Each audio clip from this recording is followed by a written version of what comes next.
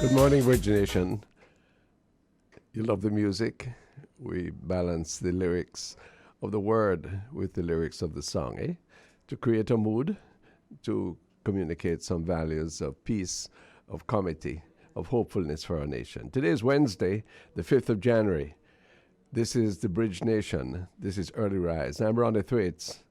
Pearnel Charles will join me later to continue our discussions about issues affecting Jamaicans at home and the diaspora. We're the only people in media who do this on a consistent basis. We're happy that you're joining us. 99.13579 are the call signals on the FM band. And you can also watch us, I'm told many people do, live stream www.thebridge99fm.com, wherever you are in the world.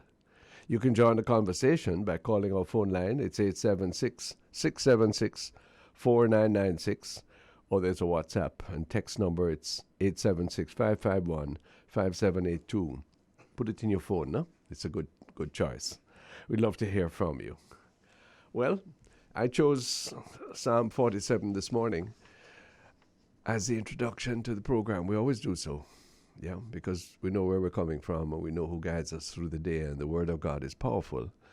But 47 is, for some, a little depressing because it speaks about the futility of riches.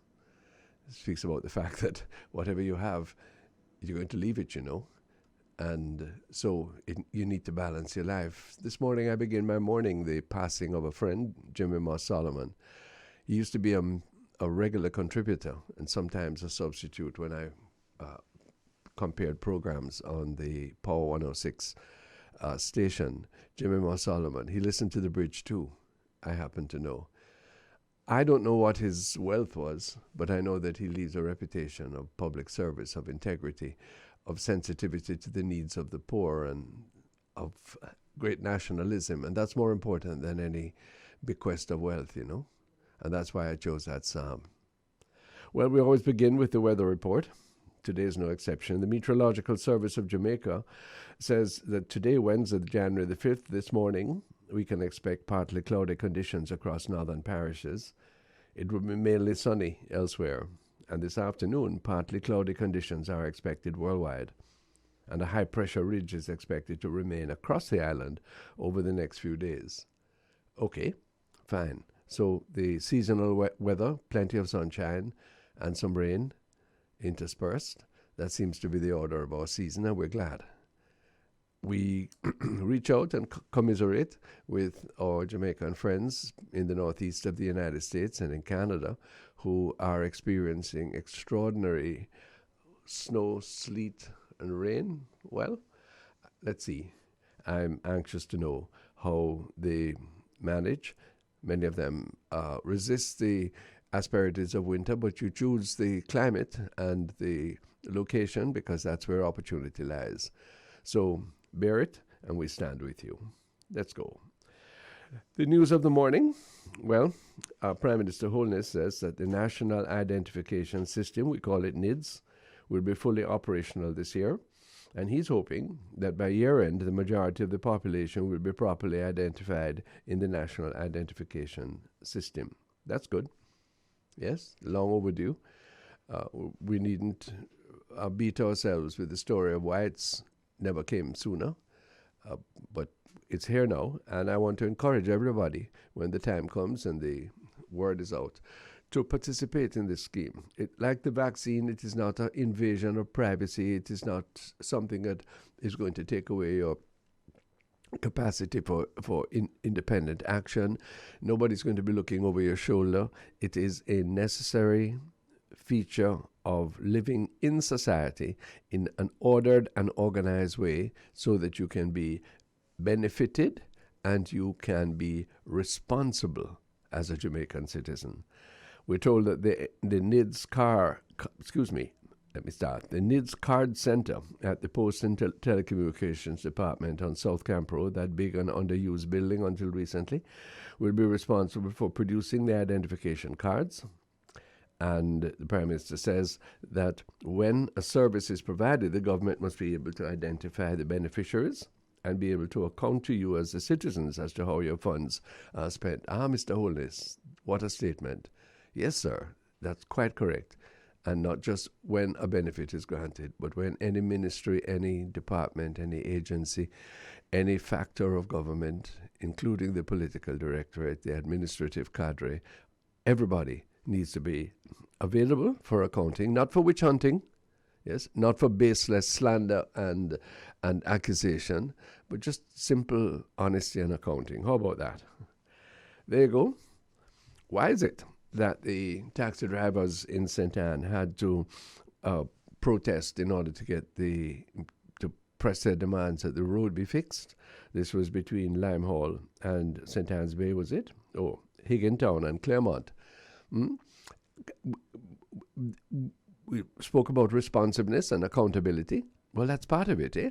Surely their parish councillor or the parish council, the Roads and Works Department, in that uncertain arrangement between local government and central government, could have indicated to them when the road is likely to be fixed and what would be required in order to advance that process or to mitigate some of the difficult conditions which are affecting them now, damaging their vehicles, cauterizing efficient transportation. Why we have to bruise each other and set each other on edge in order to get simple things done? Hear me? Yes? I really don't think so. Okay, so that's an option that we need to look at, eh? $30 million needed to fix the road. Well, and I'm sure there are many other roads being needed to be fixed. Again, I asked the question, as I did on Monday morning, why is it that you tear up the fabric of the road, inadequate though it was, from the edge of St. Thomas right through almost to Port Antonio, when you can't fix it all at one time? Why not do it in stages so that people can have better passage while you are engineering improvement for us? Can't understand that. Who makes those decisions? How do you communicate this to the public? Won't be going there again for now, yes? Just because it's unpleasant. But what about those people who have no choice? So there you go. All right. University Professor Anthony Clayton speaks about the irreversible damage to children that's taking place in Jamaica because of the long time out of school and the antisocial influences that are affecting many of the children through technology and also simply in the ordinary circumstances of their lives. This is a big problem, you know. I see MP Julian Robinson speaking to the Rotary Club yesterday, making the same point. You got to get the children back to school. Read the letter, if you can, from Dr. Bernard Robinson in the Gleaner this morning. Let me quote from it. Student learning is more than listening to a lecture or reading a book. Interaction with peers enhances them, and there is intellectual, social, and emotional development. For 2 years, there has been a lack in this area. Hence, it is now full time to get our students back in the classroom. If we continue to keep students out of the classroom indefinitely, it is going to be difficult to identify learning deficits, emotional instability, delays, mental health issues, and abuses in a timely manner for remediation or intervention. COVID-19 is unquestionably a fearful public health issue. It cannot be taken for granted. But if the protocols, hand washing, wearing masks, using sanitizers, and yes, getting vaccinated, are followed, there is no reason for us to settle for virtual learning. Dr. Bernard L. Robinson, I respectfully agree with his sentiments. Question I have for the Ministry of Health, when are we going to get the vaccine that's appropriate for children? Okay. The news in the press this morning, Jamaican lovers all over the world listening to the Bridge 99, is that very few schools have achieved the 65% vaccination that the government requested as a condition for reopening face-to-face learning. Well, so why don't we vaccinate the children? We've been throwing away vaccines because they expire. My understanding, no medical science here, is that many of the vaccines that are being made available to children, for example, in Cuba, are smaller doses of the adult vaccine. If that is so, then is it possible for us to utilize some of the existing supplies rather than throw them away, but instead use them in appropriate dosages for those children and get them back to school? as quickly as possible. I'm watching the CNN tracker, and it's saying that in Chicago they've had such outbreaks that they've reverted to virtual learning. Well, maybe they have better experience than we do, but it's not working here. Huh? And we are in default and deficient in failing to recognize how badly we are falling back, not only academically, but socially among our young people. Hello, can we talk it straight? Julian Robinson does it. Others do. Dr. Robinson in the press this morning. Yes, more girls are going to get pregnant. More boys are going to lapse into criminality if we don't get them back into school, and not just put that's only the first step. Feed them properly, otherwise they can't learn. And also to be intentional and adequate in coping with their emotional and psychological problems as a result of the long absence from school. It's not meant to be this way. And therefore, there are consequences which have to be overtaken. If you don't do that, then all you're doing is kicking the problem down the road into adulthood and into the society through and beyond the individual. That makes no sense. That's the biggest problem that we're facing now. The MP for South East, Andrew Robinson, is correct when he says he thinks that this is the biggest challenge that's facing Jamaica now, bigger than any other, or as much as any other. Yeah, why don't we heed him? Because he's a PNP? That's nonsense. When it comes to public health and the good of the nation, yes, forget all those isms and schisms, and let's understand and heed clear wisdom and move from there. Also encouraging you this morning, if you have a chance, and so many do by virtue of the internet, look at the editorial in the Gleaner. It's enough to frighten you. It's called Coup d'etat at UWI with a question sign. Now, coup d'etat means a violent or disruptive overthrow. And they're referring to the unsettled state of relationship between the leaders at the University of the West Indies. And it concludes, look here, whoever is right or wrong, want to fix yourself quick, because we can't afford this. Yeah, the University of the West Indies is the pearl of regional structure. For Jamaica, it is the foundation of higher education. There are many others, yes, not dissing them at all, but this one obviously comes first. It's the first among equals, or the first in any ranking. So come on, UWI. We need everybody's attention in order to be able for you to be on a sound financial footing, a sound academic footing, a sound foundation of service to the nation and its people. So, Milton Samuel Wading, chairman of this committee set up by Vice Chancellor Beckles. Hello, sir. We understand that everything can be done in the open, but you have to tell us what this committee is about and why you are there. We trust you, Milton. My friend Canute Thompson, member of that committee too. Hey, what's up, Canute? What will this settle? We're open to you on Early Rise or on Public Eye later today for you to tell us what's up. You can't be in favor of openness, transparency, generally, and then when you're asked to do a particular task, you can't say nothing about it. That don't make sense.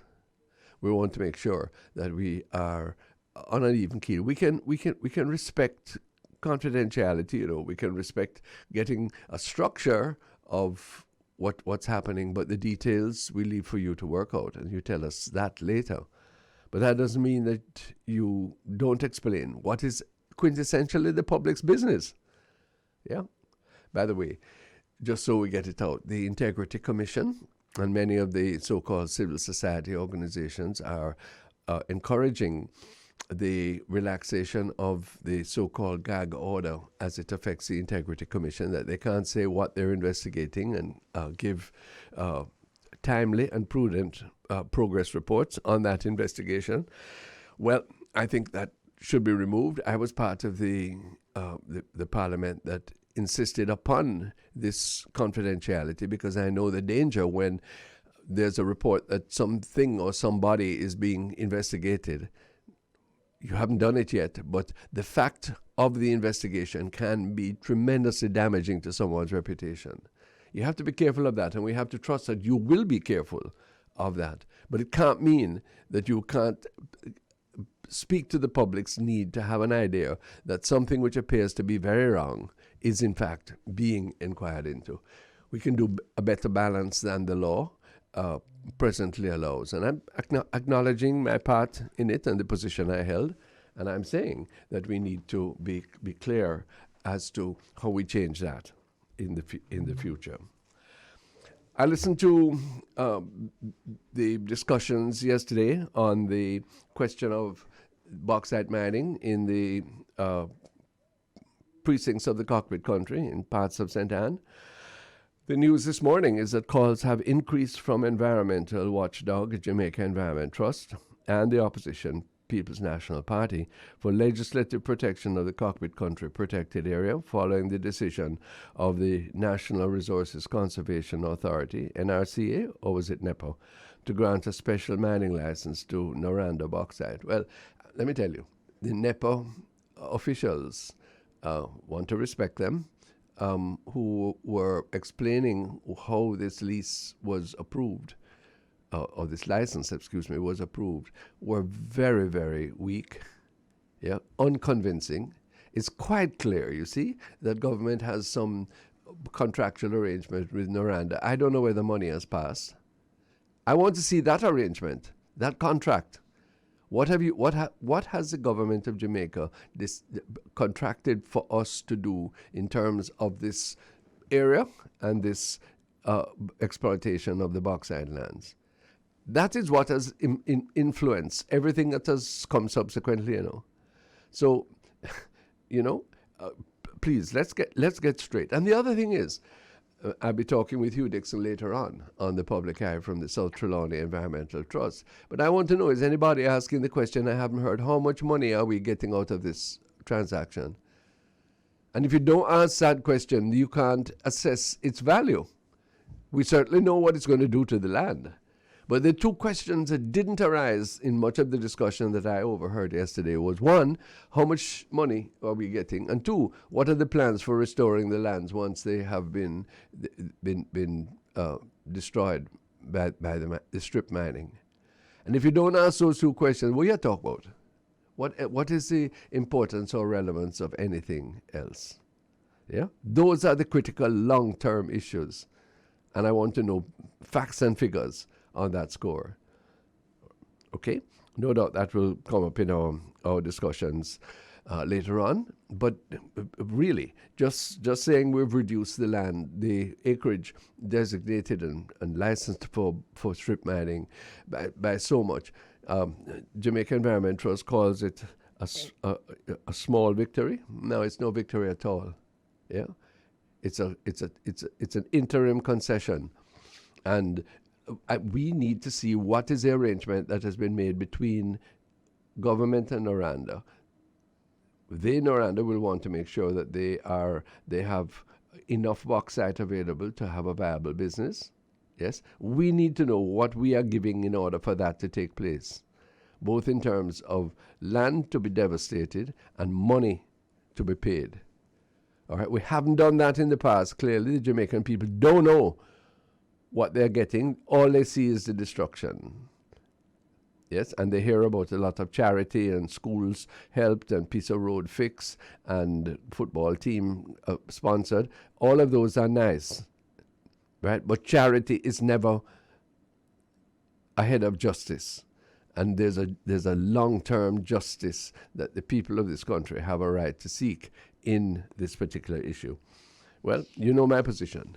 There should be no more bauxite mining in Jamaica. We should phase it out as gently, as responsibly as we can, Pearnel Charles doesn't agree with me, but we understand the dynamics and the conditions and what may be needed for some kind of compromise in this matter.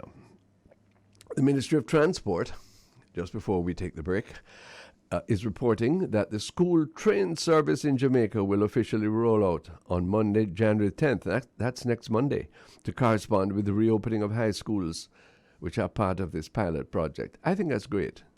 Yes, We haven't had trains running in Jamaica for a long time now. I remember when there was a previous effort, short-lived, to restore the train service. I think it was when Mike Henry was the minister in charge. It didn't work. Yeah, and we have invested so much in rolling stock, bus and car, that I don't know whether the effort, which will be from Old Harbour and Linstead to Spanish Town, is going to be sustainable. But let's try now. Yes, it's a good thing. I wonder how much it's going to cost. Who is going to pay for it? Is there a fair tariff that's going to exist? But one of the unfortunate decisions I think we made is when we invested over more than 100 years in a train system, and then we throw it up and we allow it to deteriorate, where right now we have lost all of the value of that investment, except for this small effort at resurrection that is being planned. So let's see how that goes. More on the early rise on the Bridge 99 after the break. Morning, sir. Morning, Ronnie, morning. I read some portions from Psalm 47 this morning to open the program. And that psalm speaks about the futility of riches. Yes. That no matter how much you have, you're going to leave it. And yes. that Poverty too. Property too. And those who are poor and die feel they're going into rich Yes. territory. Yes. And those who are rich Yes. and they die where they feel. I wonder. And I leave in riches. Well, I did this in respect of particularly thoughtful of the passing of Jimmy Solomon, who I'm sure you knew. Yes. Now, a very, very, one of our top Jamaicans. Well, this is it. He was a nationalist, wasn't he? Yes. I know he will not be regarded for having left vast wealth. I don't know what his means were. Yes? Yeah. But I don't know of him as being one of the richest men. But what I do know is that he will be remembered for his passion for his country, for his care for those who are weakest in the land, and for his insertion in so many aspects of the culture. And that's admirable, isn't it, Pearnel? And I know, well, because of my territory, I'm able to see him in another light. Yeah. That he was acceptable at all levels. Okay, sir. So let's discuss that. Yes. Because Jimmy Solomon was a white Jamaican, Yes. or near white Jamaican. Yes. And yet he did not spurn the community, the broad community, which is not of his class or ethnic background, Yes. but rather inserted himself fully. Yes. I knew him also, or have heard him as a mean musician. He used to be with the Agri Irons 50-50 band. And that's the beauty of music. Yeah. No, it seems to me that we're not canonizing him, but what we're saying is that that's a nice way to live, isn't it? And it's an appropriate way to live. Well, what is nice about it is that when you pass on, Right. you have both, let's say both class, Yeah. top and bottom, Yeah. regretting that you're gone. Yeah. And other cases like me and you probably will go on one side, so him should have gone a long time. No, but the fact is, Jimmy, through music and other things, Yes. his association, Sure. he had the level of the, let us say, the bottom, Yes. the working class. But I would not say no lower class, the working class Right. was in him. And then he was at the top. Sure. The private sector, so the that's- board chairman. But isn't that the alchemy of that we want in Jamaica, where we can transcend all of these ascriptive differences in ways that other societies find it very difficult to do?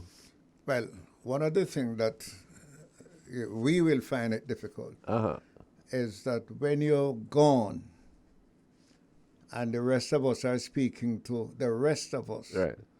we are able to say about those who are gone, or those who have gone, or that what it is Yeah. gone.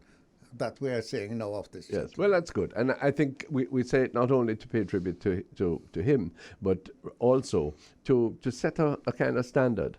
It's an intense but nonetheless relaxed humanity that engages everybody in the society and lives not for himself alone, but rather through his work at Grace and Staff Foundation, various elements in sports, music, and also at the university, an engagement that is purposeful and which is giving. I think that's really heartwarming. One of the things that is great, Ronnie, is that we are able to say what we are saying without prejudice. Yeah, man. And no water in your mouth, neither. I mean, I am not quite sure whether he was a PNP or a JLP. And I wouldn't care.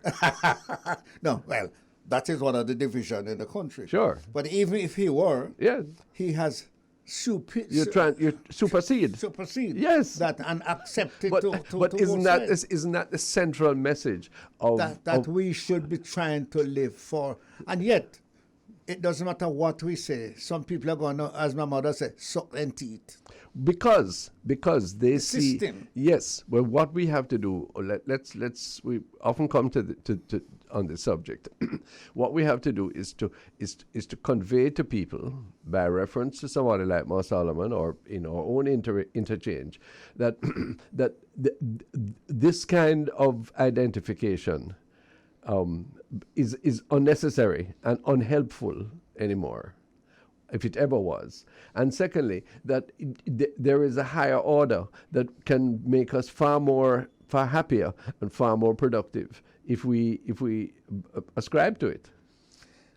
Yes, and let us get into the religious, let us get into your fundamental part of your profession. When Jesus was going, some stoned him. Yeah. Some praise him. Yeah. And Jesus, Yeah. pray for them. Right. He So therefore no recrimination. Exactly. Even those who were recriminating, yes, he look at them and bless them. Okay, sir. So that's let me challenge you, because it's a hard one. No, in the press this morning, there is the statement by a member of Parliament. I really don't know the person. He's a gentleman named Mr. Wilson, I gather, from the far reaches of Westmoreland, and he is suggesting that anybody who kills should be imprisoned for 300 years. Yes. No. Well,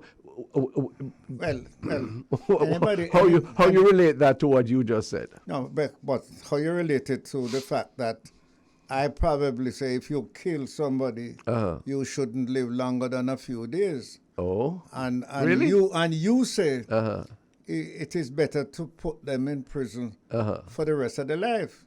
So whether it's 300 years or 3 days. No. What is a life sentence? Well, the 300 years that he's talking about. Look, the point is I am trying to put it nice. Yes, a statement like that is foolishness. Yes, that's it. First of all, there is nothing more reprehensible than taking a life. Yes, and there is no doubt that there is punishment for a person who does so. I didn't give the life, therefore I'm not going to take life.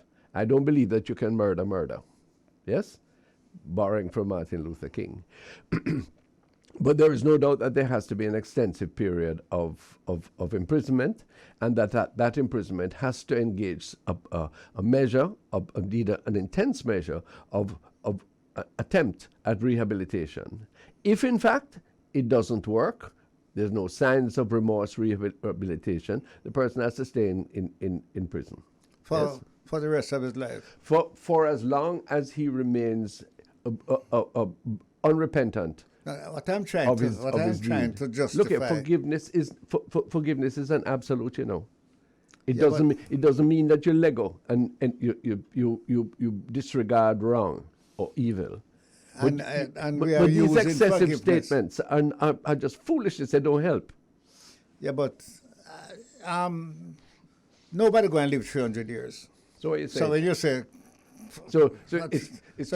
and when the judge say you are sentenced for life, what is the difference? A very great difference.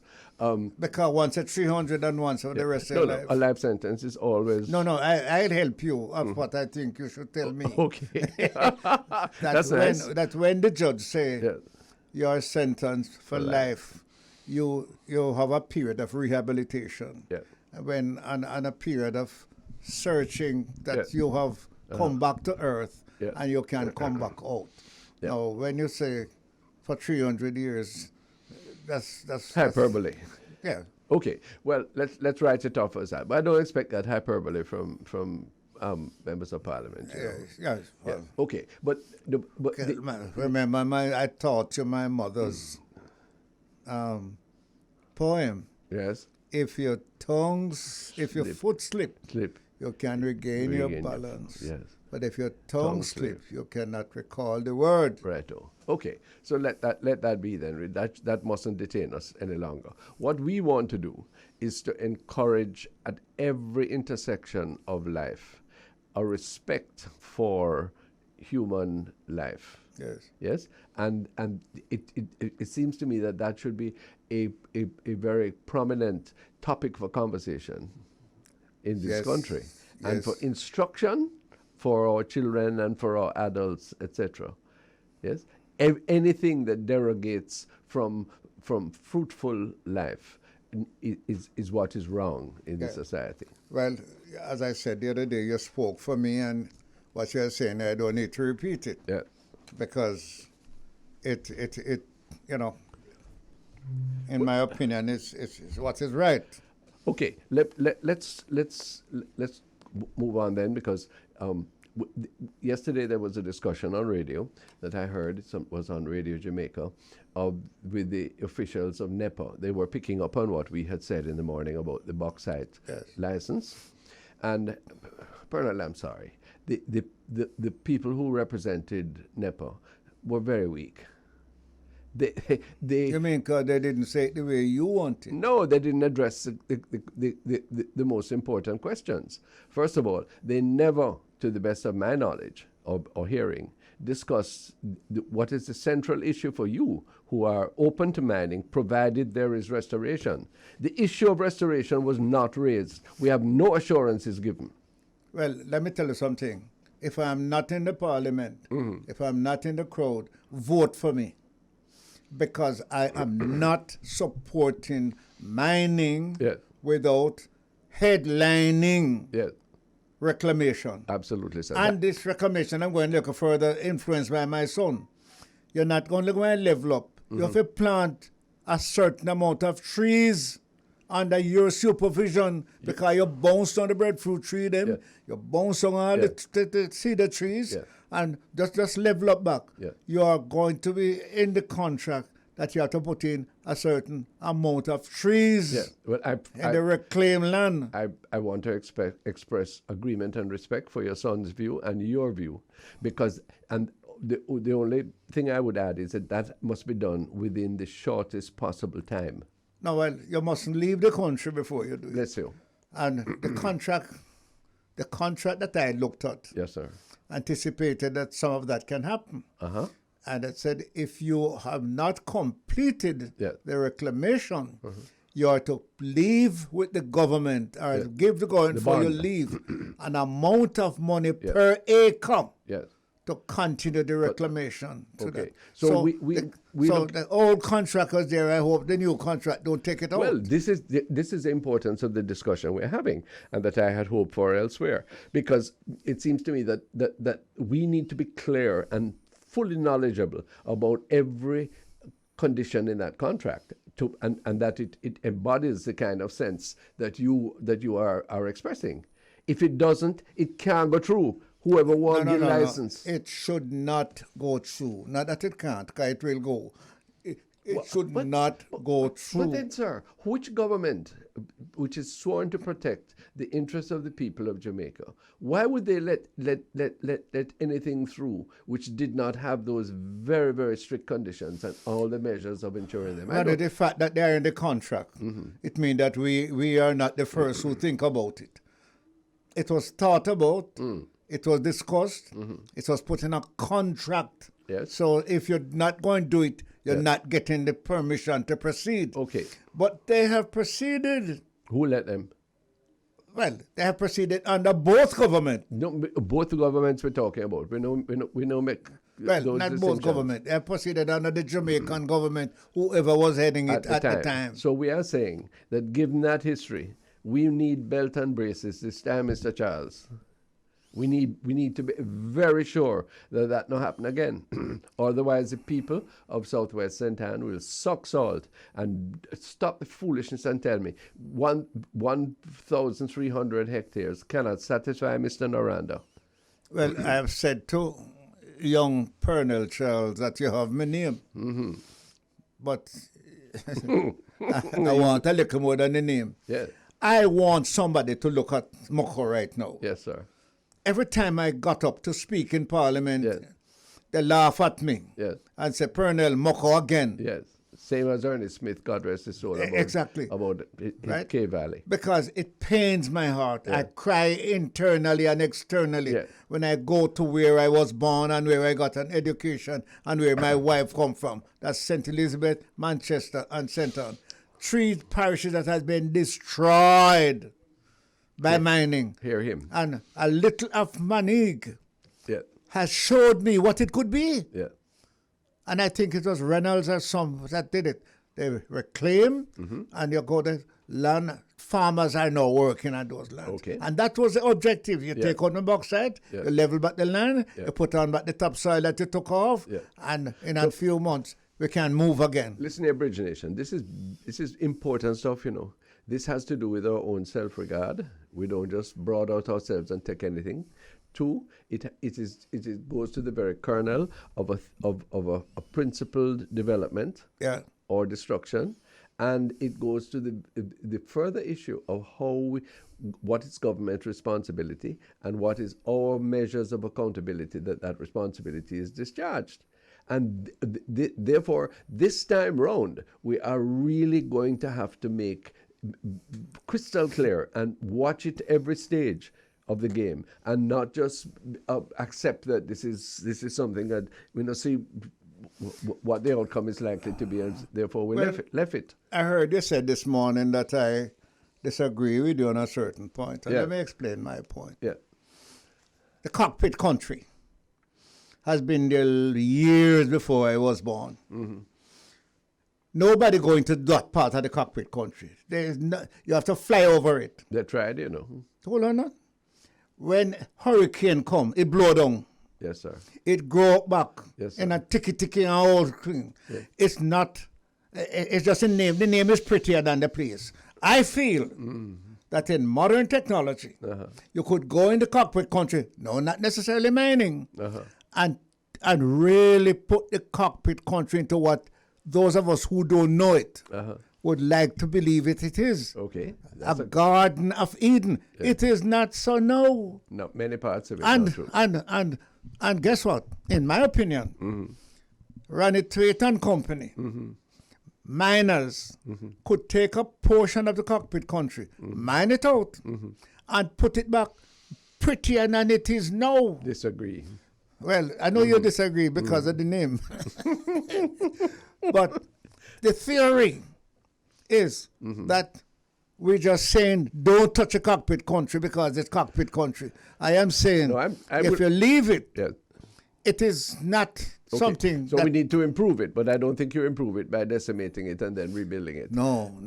But You know that I then- am not for the decimation. No, I am but- for the mining and reclamation All right. to make it running. My wife told me that she went into a plaza in the United States and saw this beautiful falls like Dunn's River, but she didn't see the river. Yeah. You understand what that means? Yes, sir. Exactly. That mean Look at that. that mean they can make falls. Technologies at the place now where you can make falls. Yes. And the attraction is so great that you understand what I mean? I do. I'm interested that in the way this discussion has gone. I am the conservative here, and Mr. Charles is a little bit more liberal. This is usually the upside down way that we do things. It's time on the early rise for the break. We'll soon come back. There's more. Stay tuned to Bridge 99. Chief Pearnel, Charles, and myself are looking at the events of the Jamaican Day. Let's finish up on the bauxite thing, Pearnel, if you will. The public of this country ought to know the details of the contract which the government of Jamaica has made with Noranda and its successors. Agree? It should be a public document. Yes, fine. The contract the contract should have Yep. how much the government will earn Yes. from mining from any of these companies. Right. And, well, it is going to be used or should be used appropriately Yep. in Jamaica on the behalf of the Jamaican people. Very well. So we're strongly suggesting the public require this, and this is now as we are contemplating a deeper engagement. And I am saying that because there was a time when you heard in Parliament how much money is in, of course, in the Capital Development Fund. right? Yes. And how much was being taken out Yeah. So to assist in the budgetary thing. Right. And how much was left? Yeah. I don't know how much is there now. no, but then this goes to the entire texture of our democracy. Why, if my authority in government is on behalf of the people, it's not something inherent to myself. It's not some sacramental imposition that I have received because of my goodness or my brilliance. If I'm exercising it on behalf of the people of Jamaica, people ought to know. why make you not tell me what you do? Why you don't ask? And if you ask, why you don't get the answer? Well, exactly, sir. Yes. So we are asking, Yes. and I can tell you based on my knowledge or remembrance of the past, Yeah. you used to hear in Parliament more. how much money is in the capital fund from bauxite, Yeah. not to be used. Yeah. A resolution had to be passed in Parliament for you to extract money from that Still. to put to the budget. Sure. And what So we've done. you must know how much. Sure. And what we need to know is how much is going in, what is it coming out to do, and we have become slack in routinizing the withdrawals without recognizing that it's soon done. And in fact, I take the position, and I accept responsibility that I didn't make it happen or do enough to make it happen, but that the Capital Development Fund, the money that we earn from bauxite, the capital should never have been spent. Yes? What do you mean should never We have should been have spent? put that down as a trust fund for the future, because we should use the income from it to build the schools, to build the health center, etc. But we needed to have created that capital reserve. Because I wouldn't go along with you completely. I would say that it is revenue earned from Jamaica by Jamaicans to do on behalf of Jamaicans what it is needed to do. remember, it is finite, It can't come back. It's not like taxes. No, it can depend on what investment you put it in. I You grant can you take Yeah, that's millions. the of argument. You agree with that? I agree, but even then, I think you should be very careful before you spend capital money. In Broadly. every way, when you're going to spend money, particularly money on behalf of the people who may not get any of it, Right. but it is money that they have a share in by being Jamaican. Yeah. Right? Yeah. That you should be careful Right. how you spend it, and they should know. Yeah. Right? So uptowners So cabinet. can't say that they were getting all of it, and downtowners don't get a market. So cabinet can't take a decision on something. Come to Parliament. Speaker says all in favor say aye, and against no. The ayes have it, and it done. Where what you know is in fact that the way the cabinet operates, consultative, yes, but at the same time, largely it is what the Prime Minister wants to happen, and therefore the tendency is towards narrowing the origins and the nature of decisions to the point where the people's interest may or may not be served. Well, you say may or may not. So that is to be defined, and that is to be quantified. Because, as I'm saying, let's go back to that money. When the proposals were put to the leaders, it was to tell them that Jamaica can earn some money to assist in the development of Jamaica. And they would earn it in a way how mining would take place, land would be reclaimed.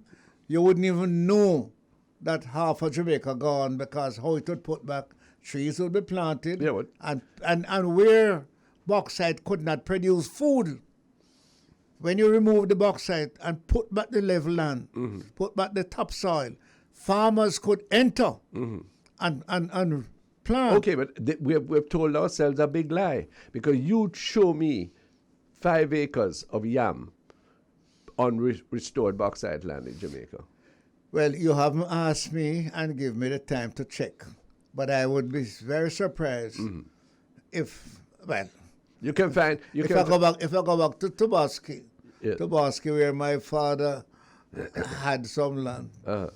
I'm so vexed to stand on the hill and look down into the hole. Listen to that. You've told us about that several times. You know? Importantly, I'm saying that what I see, yes, no soil scientist, but little African star grass may grow on what they have, the 2 or 3 inches of topsoil, or maybe you can get a little red peas. Yes, not even gungo, but when it comes to dig a yam hill, you touch hard pan by the time your fork go down 6 inches. Yeah, well, no, Ronnie, that is foolishness. We have told ourselves a lie, and we are continuing with that. I contend that we are continuing with that lie now. The contract unless proven otherwise. Contract was never meant to be what you are saying now. And if it is that now, we are wrong. Right, sir. And you will never get my support for that. And you said something about 2 inches. Yeah. It was never meant that you're going to put on 2 inches of topsoil. But that is what we're topsoil was to celebrating. put back so that the land could be restored. Yes. And what could not grow in bauxite was now ready to grow in the amount of topsoil that put on. Farmers could enter. Yeah. Okay. Roads, in fact. So let us conclude. Let me give you one other thing before you conclude. The kind of roads that were put down in these areas. Right. I asked years ago, why couldn't the parish council take over those roads? Because they were 40 and 50 times better than the parish council roads. And they go there now, everyone tree growing at them. They just leave it, and the parish council road's gone, and the bauxite road gone. And then ask yourself the question, why the bauxite company could make better road than the parish council? Why we always have is some private sector or some international group have to do what we won't do for ourselves. We're not so bright. We're very bright. Yeah, but you ask a question that you know the answer. Yeah, but you see, right? The bauxite companies had some, Father would say, hellfire machine. Yes, sir. When them put down those and put in the roads. And the trucks that they were using. Yes, sir. Couldn't drive on a parish council road. No, sir. So we could have taken over those roads. Yes, sir. And do what same way legally they use, same way use them use it, we could have used it too. And they give it to us. Well, they gave it to us. Well, not that. And we left it and bauxite road gone, Parish Council road gone. So and in the future, the only reason we are researching this, we are reciting this history, is because we insist that it be different this time around. That's where we agree.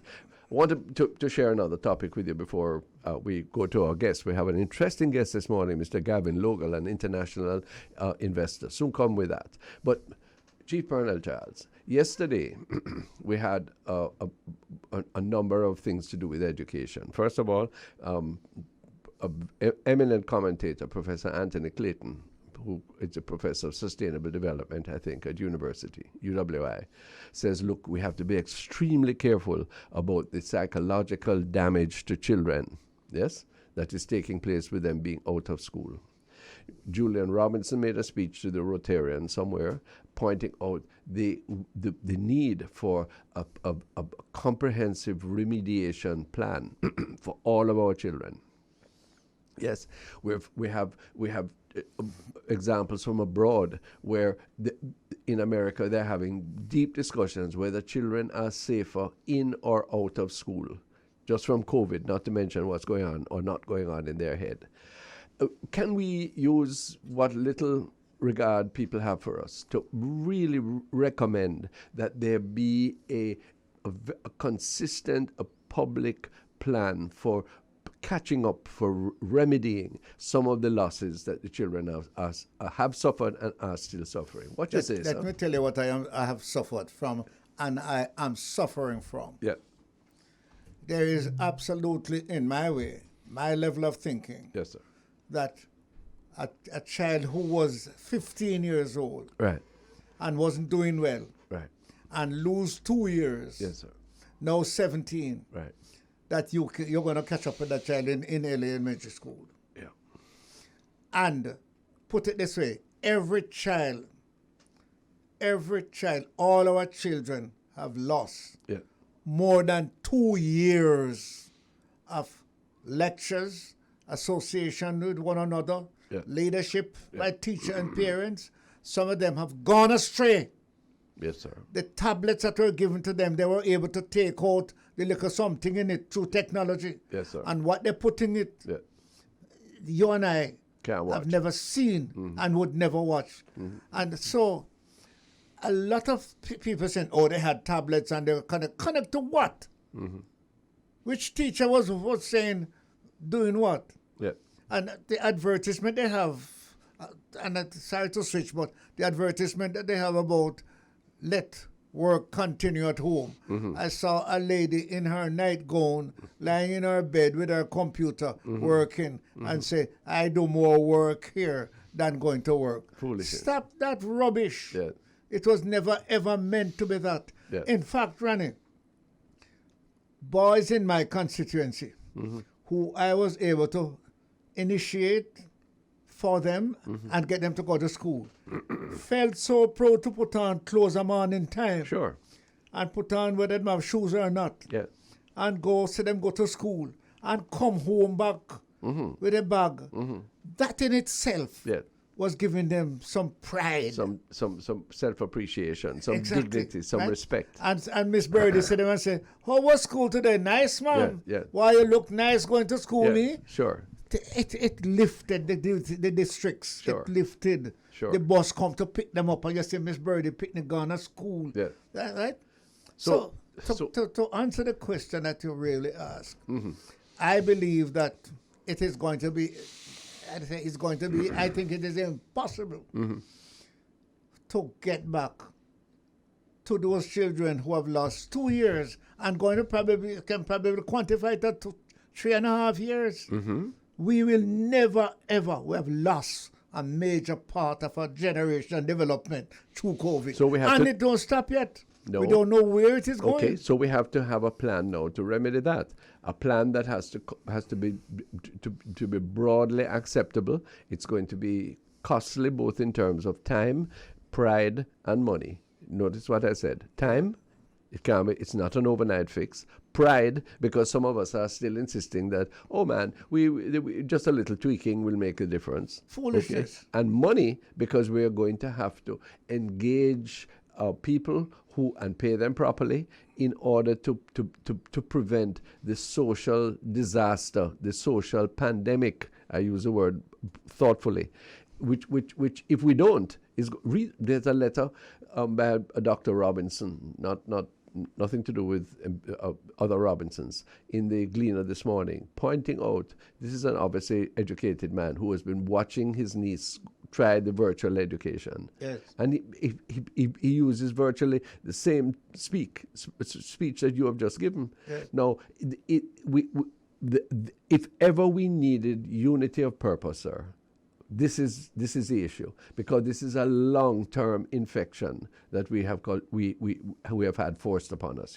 If you're a countryman, you see, Ronnie, you would know the blessing that comes to the country family when they can put on the picnic clothes and carry them go to school and put them in the hands of a teacher. Many of them can't read it. No.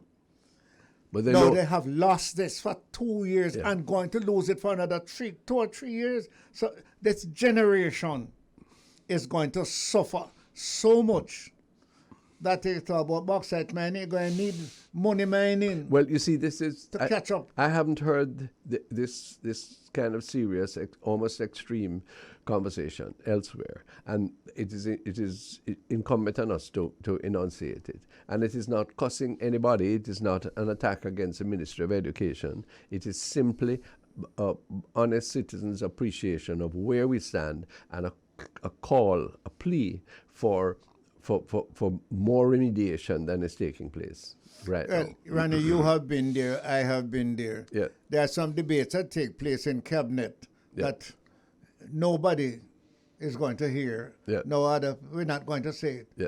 But I don't want it to be said or to be felt because of how we are saying it now, that discussions like these don't take place in cabinet. Well, I hope they do. And not only in cabinet, I was referring just but to in other areas. I was referring to public discourse because Yes, I yes. think we are underestimating. And there are some breakfasts, private sector breakfasts, working class breakfasts, Right. unions. Yeah. And I tell you something, when we were, I don't know if it happens now, Yeah. but we used to have delegate meetings where we bring in delegates from all over the island. Yeah, I doubt Give it. each of them a folder Yes. with little research. Yes. And give them a day lecture and some lunch and send them back. Yes. And it was an education. Yes, sir. I don't know as if we- we're too busy to do it. No. As we pause, that this is you have introduced now from your history a subject which I hope we can take up in future early rise programs, because my strong opinion, I'm going to use crude language, the trade union movement in Jamaica has lost its balls. More than that. Well, no, I didn't expect that reaction. But, Ronnie, Listen to Pearnel Charles, but my that- goodness. And there are several things for that. Yes, Technology has reached a stage. yes, Development between management and worker yes, is at a level now yes. that I want to use two quick examples. Yeah, we have to break soon, so Yes. make it quick. The sandals, Yeah. boot short, Matalan, use those two guys. Right. They call me when I try to organize their workforce. Workers. Who said to me, listen, all the other hotels are paying 5%. I'm paying 7%. If you organize my workers, it's 5% I paying, you know. He told the workers that, and the workers said to Mr. Charles, I tell you something, leave us alone. Matalan always pay 5% higher than the rest of construction people. When you go to Matalan workers and say, boss, the boss, anytime we go in the union, we lose the 5%, you know. So Now, whether it was a slickness, Yeah. as you call it, it was giving the workers yeah, something that they didn't have, Yeah. that they didn't have to fight for. But- And if they fought, they wouldn't get. yeah, but there's more to collective representation than only money, important though that is. And I really am hoping that one day in the future we can discuss a bit more about the role of labor as the engine of development, rather as being in the responsive position that they have now become. Yes. This is the Early Rise with Pearnel Charles and myself on the Bridge 99. We'll be back soon. We're inviting Gavin Logan to join us to tell us about his entrepreneurial activities and how it can affect our future, our development in Jamaica. Soon come. Welcome to the Early Rise on the Bridge 99 FM, beaming to the Jamaican diaspora everywhere in the world. And we greet Gavin Logan. Good morning, sir. Hi, how are you? Welcome to Jamaica. Thank you so much, Mr. Logan, for joining us. I wish to introduce you to Pearnel Charles and myself. My name is Ronnie Thwaites. We're both retired ministers of government in Jamaica from differing political parties who are passionate about our nation and its path to development. I gather that you have made a transition from being a leader in digital marketing to now being a proponent of the stock market and in possible advantageous investments there. Tell us that story. Yes. I began, of course, in my career being a leader in digital marketing, doing a lot of stuff, building platforms and doing a lot of stuff for like Google and things like that, and moved on eventually, of course, to be a pioneer in the digital marketing space, working with a lot of agencies and so forth. So eventually I went, to Jamaica and spoke to Marlene, and we spoke about Marlene Street Forest. Yes. Marlene Street Forest. And we spoke about just expanding out and find a way to get companies to list on the exchange, find a way to get people from around the world to want to invest on the stock exchange and invest in companies that make sense to them from the global diaspora and people from all over the world. So we started a liaison office in New York and started to just making sure we get the word out, and we, of course, the viral moment that went on NYSE when Jamaica made their way there, Yes. which was a big deal. Big deal. And so now the whole thing is, finding, getting companies, setting up, helping those companies, get themselves together to be able to come to Jamaica, list on the exchange from anywhere in the world. Why So Jamaica, in, Gavin Logan? Why Jamaica? Well, Why did you choose? Well, of course, one of the biggest things that I'm from Jamaica. Of course, I didn't know that. Listen to me. Now the accent changes. Pearnel, you hear him? Tell us your background. Where you come from? So I'm from St. Mary, in the country area up in, I'm not sure if you ever heard of Richmond or. Oh, you mean? Those here, of course. There's, my grandmother's up there right now, still up on That's the hill. great, man. That's well known. So we feel I know much. Pearnel Jr. Yes, good. Yes. Yes. You hear that? What part of St. Mary? What's it? Richmond. Richmond Road. Yeah. Oh, that's right. Hike. If you pass Richmond and go to Key and Eep, I don't know if you know Key and Eep, but those places. My grandfather was an officer, which is Alfred officer. So he was a lot in the JLP, party a lot, and did a lot of stuff for them. See that now? Yeah. And he says he knows your son, Pearnel. Yes. That's why I ask you where you come from. You got it now. So good. But what are the prospects for getting international investments into Jamaica? Why would people want to come here? Well, I mean, the thing is creating the environment and make, to raise capital, right, and to have a platform like the Jamaica Stock Exchange that helps to do that. But by doing that, we're able to bring those companies here to establish themselves in Jamaica.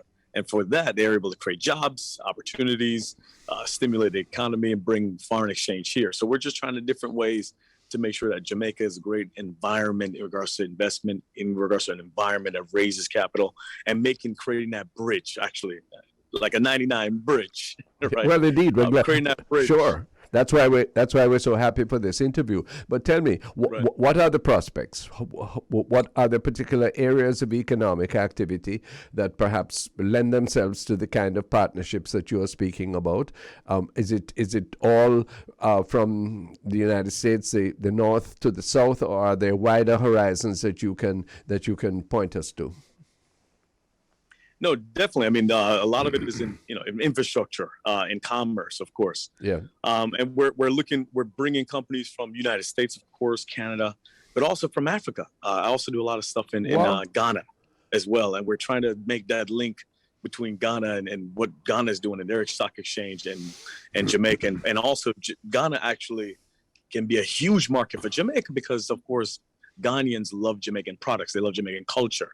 So there is a huge demand for Jamaican products, but it's not being served in the country. So we're trying to see if we can bridge that through the stock exchanges by having companies listed on the Ghana exchange, having companies from Ghana listed on Jamaica Stock Exchange, and creating that bridge and using that model to create this synergy of companies that can help each other, of course, right, in different countries, in different jurisdictions. Yeah. Of course, bringing that to Jamaica and making them stronger and giving people more opportunities to not only, create opportunities, but also build wealth and get, interesting investments. Would I be hearing you correctly that the cultural products are perhaps the low-hanging fruit?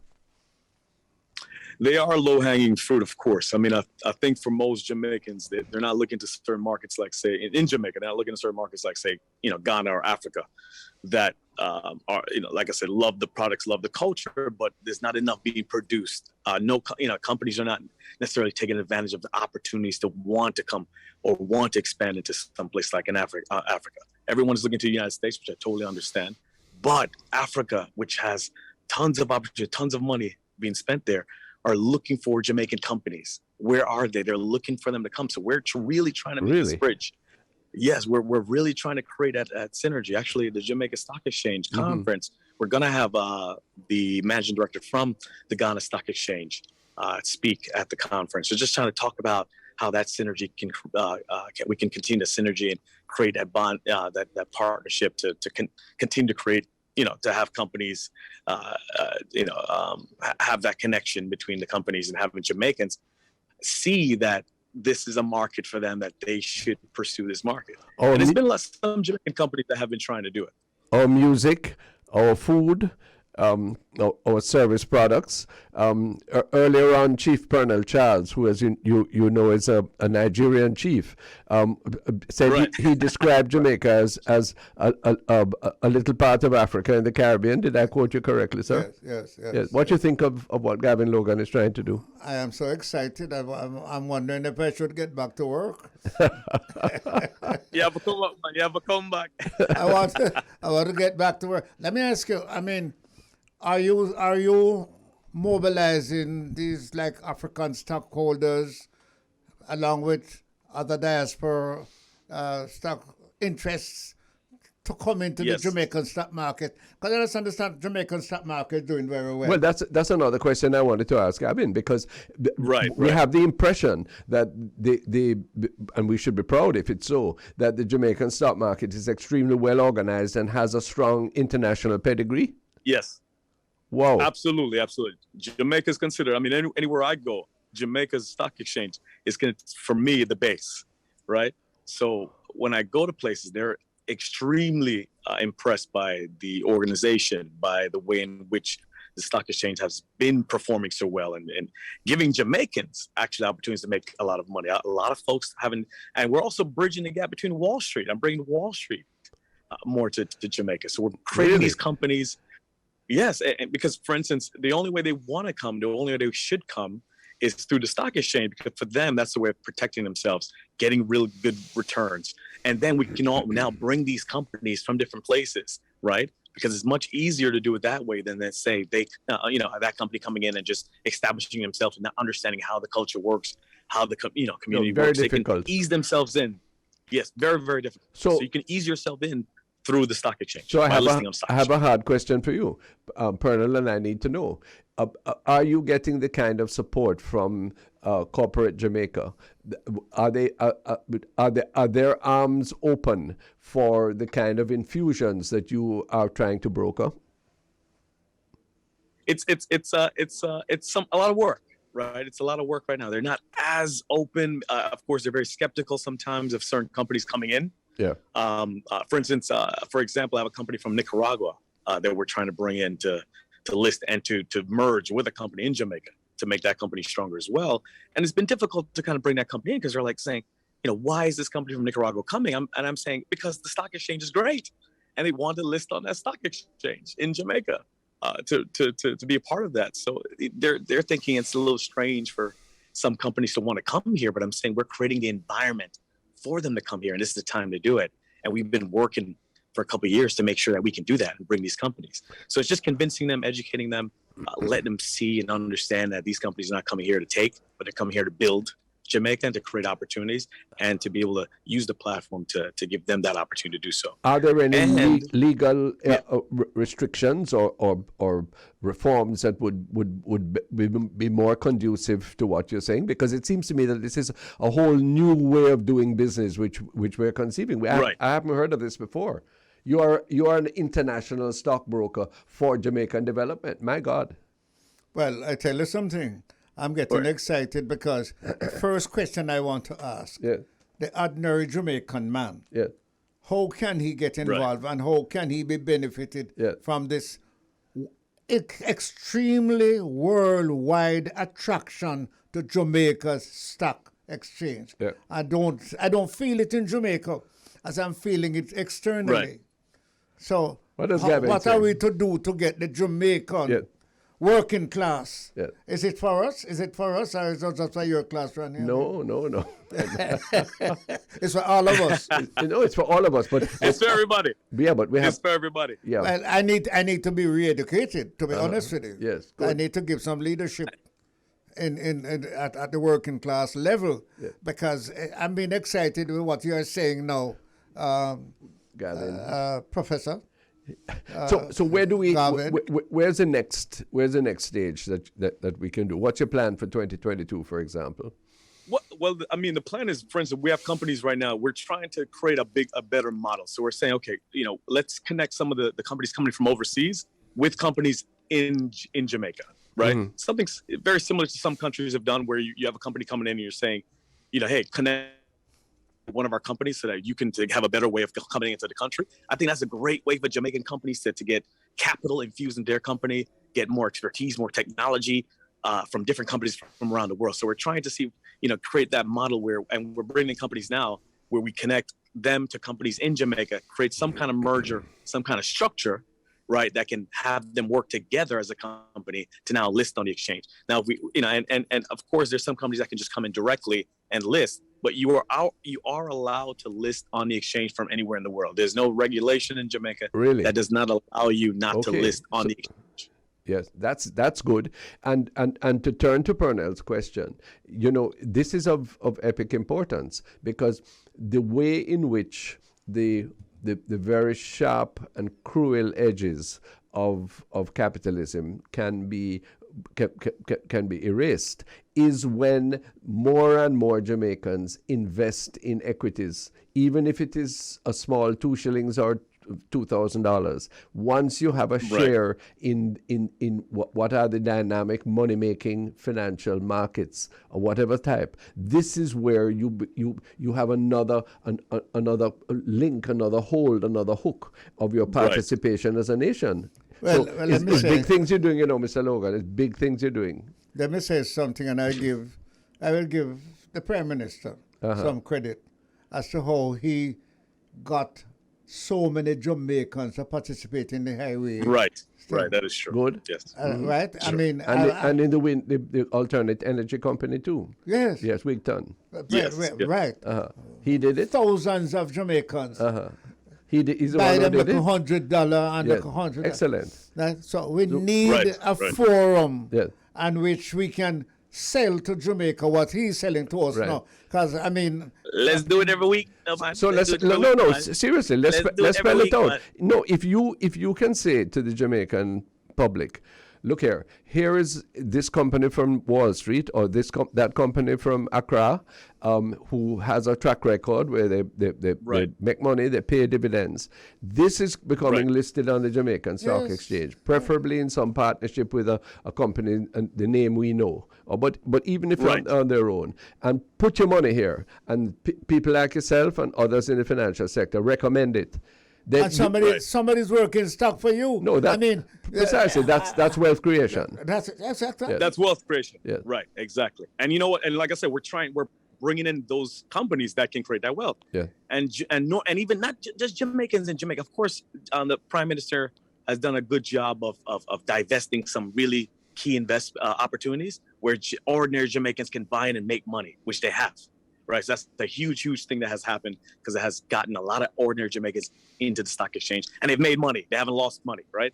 So that's a good thing. But the other side of it now is let's bring in international companies so we can also create jobs, opportunities. They're going to hire, they're going to list, they're going to raise, you're going to make money. So it becomes a cycle. Everyone makes money. The small guy makes money, the big man make money, and people get jobs.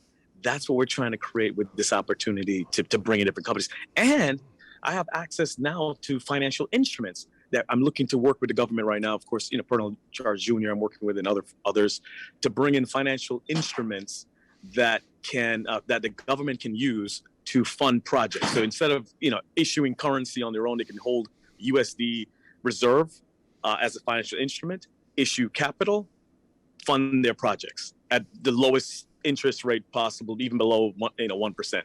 So we're trying to bring those in now. We have that in the U.S. We're trying to bring that to Jamaica. Well, I'm trying to bring that to Jamaica now because we have access to it now. Of course, we don't want to lose it. So we want Jamaica to tap into that. Pearnel Charles Sr., please call the Prime Minister tomorrow and tell him, you have it on the phone. And want to get this thing approved immediately. All right? Please call him to me. Well, I would tell you, I am not opposed to making money. I am not the socialist that don't. Like Ronnie, and even the socialists, guilty as charged, is interested in capital development. No, but hold on. Let us make the point. If the ownership of the means of production, listed on the stock exchange, for example, is in fact owned by the widest proportion of the population. That's your platform. Of course. And I am on that. Absolutely. So we're going to find a new name for And that is social. And that's social as well. That is clearly social as well. That is social capitalism, and that is acceptable. Mr. Logan, I will tell you, and Ronnie and myself have been trying we have been fortunate to have the bridge people put us together to explain some of the things that we wanted to accomplish. That is true. We need men like you to follow up on this exposure to other people who think like us, but don't know the way forward. Two things. Two things I want to say before we close. One is, look, this is the kind of diaspora connection we really want. The man leave Jamaica, leave Richmond, St. Mary, doing well, and gone abroad. He's doing well. He's extremely well. And he's look at the triangular link. He's in the USA. He linked with Africa, and he doesn't forget his homeland. Yes, sees opportunity there. What else could you need? Look at that. We used to have triangular trade in history, which was a more nefarious thing. This is virtuous. One. Two, if in fact we can broaden the base of ownership and wealth creation in Jamaica, then we will open the door to solving a lot of other things. Yes. The last thing I want to say is we on the bridge here, you see, are open anytime you have an offer, opportunity, etc. Check us, so that we can, in fact, promote that, because this is good news for the future of Jamaica. No, absolutely. I think I'm going to start taking that up every week. Man, come on, about the show. Man. Start talking about different things. Listen, tell us. We have a lot of great hopeful, very hopeful. Well, I tell you, I'm glad. I'm glad. I'm glad. I'm meeting you. Yes. Because I was thinking that I can't go back to the bauxite lands. It's going to take too long to come. So technology has moved us into a direction where we all should be proud. Sure. We need leadership. And can make we advantage. need guidance. Yes. And next time we talk, go ahead. And before I go, Ghana has this thing that they started doing, right? The government of Ghana, right? Where they have this thing called one factory, one district. One of the things that Jamaicans understand that the demand for the products in Jamaica are extreme, right? And I think the government should even possibly take up this policy of one district, one factory, and we can help fund it. That's not a big deal. But one district, one factory, where you have a district, you have a factory, and we can start producing more Jamaican products, right? So that they can be exported more, because the demand is extreme. Okay. I mean extreme if you see the demand. I tell you what. That would be you know what that means? Yeah, hold on though. Next time we talk, we're going to investigate the details of that prospect, one factory, one district. Something that can help the diaspora. Sure, and also we're going to look at the in more detail at the range of cultural programs that Gavin Logan says are so much in demand from Jamaica to the rest of the world. Hey man, thank you so much for this. This is exciting stuff. Happy to make friends with you on this program. Look forward to hearing from you again. Same here. Good. You guys' number. I'm gonna make sure the producer give me the number. All right. She will. Yes, man. We'll be glad to help. Right. Gavin Logan, Jamaican in the diaspora, looking at the whole prospect of investment, international investment on the Jamaican Stock Exchange. Credits to Marlene Street Forest and the managers and the originators of the Jamaica Stock Exchange that now has a reputation that gone abroad, and the good prospects for engaging international capital. I don't want to spoil it, Ronnie. Yeah. But we have some very good men and women abroad. Yeah. And you notice the generation? Yeah. You notice the generation? Yes, good. And it is time for them to come back, either with ideas, projects, and grab this generation, because man now go a country go dig yam hole no more. Well, that's a pity. There's a way of doing it. Yeah. Even planting food is a technology. Let me ask you the fundamental question before we take the break. Is running down money, yes, and being socially conscious, are they contradictory? No. Or are they complementary? Well, we are on the early rise on the bridge. But you're asking some question that you know the answers. And you know one is you and one is me, and the answer is yes. I want to hear it from you personally. We'll soon come back on early rise. You know, for a gentleman of Mr. Charles's complexion, blushing is not an easy thing to see. But I watched your face light up when you were talking. We were talking with Gavin Logan. Why? Because it reminded me of our discussion with that gentleman whose name escapes me right now, from London. Yes. Who impressed you so much. But similar kind of guy. This is the point, sir. And I watched you because this is a kind of Jamaican who has gone abroad. He hasn't shaken the dust of his country off his feet. No. At first, I didn't know he had Jamaican roots, and he has developed a little American accent. But then you heard the Jamaican coming. Of course. Right back to St. Mary. You and I. No, but the key thing is he is running down the money as a capitalist would do. Yes, but at the same time, it opens the opportunity for a broad participation by, let us use the term, the working people, Buster's term. Yes. Now, that is critical. Rather than put down your money in an uncertain partner draw, rather than putting your money in a bank, in a savings account, where you are getting negative interest rate now, sir. And somebody's using it that we don't know. Of course. But this guy is saying, listen, all of us can use that money and all of us can benefit. Yeah, man. And then there are products which are possible in Jamaica, cultural products to do with food, to do with services, etc., which are in demand elsewhere. Yes, our friend Steve McDonald from Toronto, who listens to this program, sent me a copy of soursop that come from Colombia. Yes, when we can grow soursop here and send to there. Now, if we in fact can broaden the economic base from the soursop grower to the investor, to the marketer, to the consumer there, then you begin to have an inclusive rather than an exclusive economy. You begin to ease out, not one, as Barry Shaban sang, revolution take a year or two. You begin to ease out the inequalities of the society. Yes, you begin to give people a sense of purpose, role in citizenship. What you say, Mr. Charles? That we look at. We are in a different age. Yes, sir. In my age, we were planting the corn, broke corn, carry upon mule, come put on in a house, and grind it. Technology has moved to a different level. Right. And these guys that are operating, right? Mm-hmm. Technology. What we used to do to produce, they are doing different things and producing a million times more. Well, fine. And that's going to bring us one thing. Let us take cocoa. Ghana, understand it's a cocoa area. Sure. Jamaica, they say, have the best cocoa in the world. And guess what? It gone down. It come from Richmond. Richmond used to have a vibrant fermentary. Exactly. Yeah, and I used to be in Richmond organizing those workers. Yes, sir.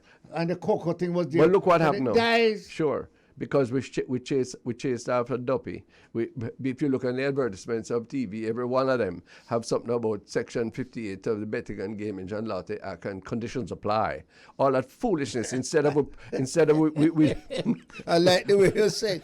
But a lady wrote me 2 weeks ago. Gambling can make us strong.